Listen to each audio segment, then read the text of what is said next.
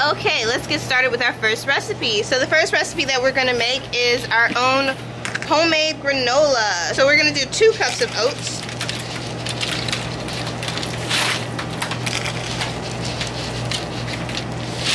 Okay, and with our 2 cups of oats, we're gonna add some allspice. If you don't have allspice, you can use cinnamon, and if you don't have cinnamon, you can use nutmeg, and if you don't have nutmeg, you can just opt out of using those altogether. These are just to add a flavoring to your granola. So I'm adding half a teaspoon of allspice. I'm also going to add half a teaspoon of cinnamon.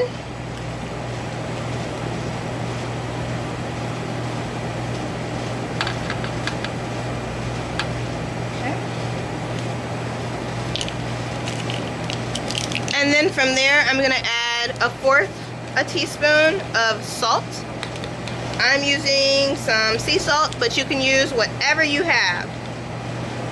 Okay? And I know it may sound funny to put salt in something that's sweet, but it's just going to highlight all of the flavors.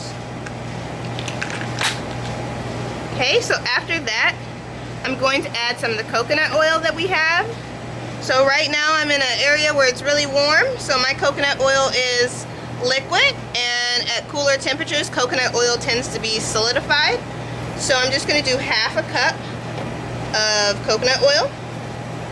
If you're having difficulty getting your coconut oil out, all you have to do is just heat it up a little bit.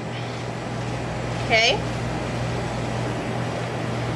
And then again, remember, we're trying to keep our consumption of sweeteners down. We're just going to add a little bit of agave nectar. Again, like I said, if you don't have agave, you can use honey.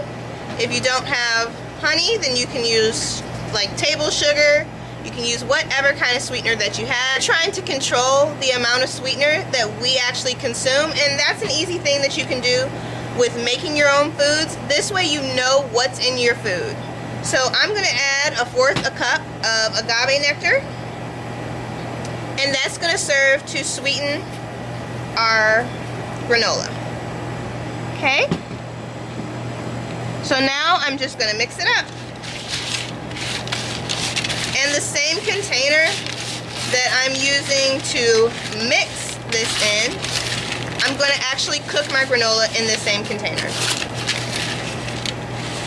So here's another interesting tip that you can use. If you have any coconut, you can throw that in here. If you have any type of seeds like flax seeds or chia seeds or hemp seeds, you can add that in here also.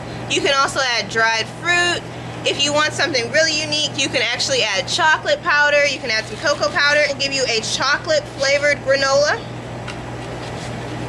You can add peanut butter, and you can have a peanut butter granola. You know, this is really something that's totally customizable, and you can make it whatever you want it to be. But for today, we're just going to make a normal kind of plain granola. Another thing you can add to your granola is if you like nuts, you can add that also, okay? I'm also going to add half a cup of raisins to our granola, as well as half a cup of pecans. And you don't have to be exact with these measurements. You know, that's what makes cooking fun. So again, we're just going to stir this all up. And then to prepare our granola for cooking, we're just going to spread everything out really nice and evenly. Okay, so our granola is all set, and we are going to place this in the oven.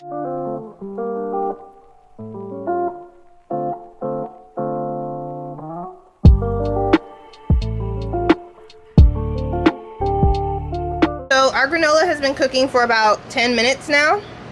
I'm just going to toss the granola around so that other sides of the granola can cook, and then level it off again and throw it right back into the oven.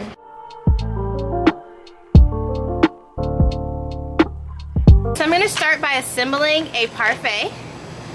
So here I have my Greek yogurt. I'm just going to place that in a cup. You can use a mug, you can use a bowl, whatever you see fit. You don't have to use anything fancy, use what you have. So I'm going to place my Greek yogurt, or place half of my Greek yogurt in the mug. I'm then going to add some fruit. I have some chopped strawberries, so I'm just going to add that in. If you don't have fresh strawberries, you can actually use frozen.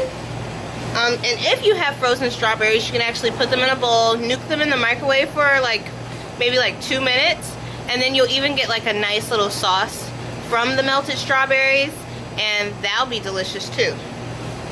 I'm gonna also add a little bit of pineapple, the same pineapple that we used for our pizza, and then I'm gonna add a little bit of our granola. So this is what our granola looks like. It came fresh out of the oven. If you can hear that noise, it's cooled down a bit, and now it's actually crunchy. I'm just gonna take about 1/4 cup of the granola, air that into our parfait. Okay, and it looks like that. And lastly, I'm gonna add the rest of our yogurt. Add some more strawberries and pineapple.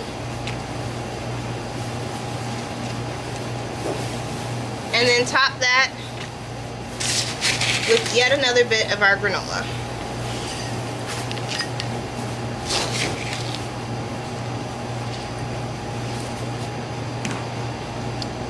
And there you have a super easy and delicious and nutritious breakfast option.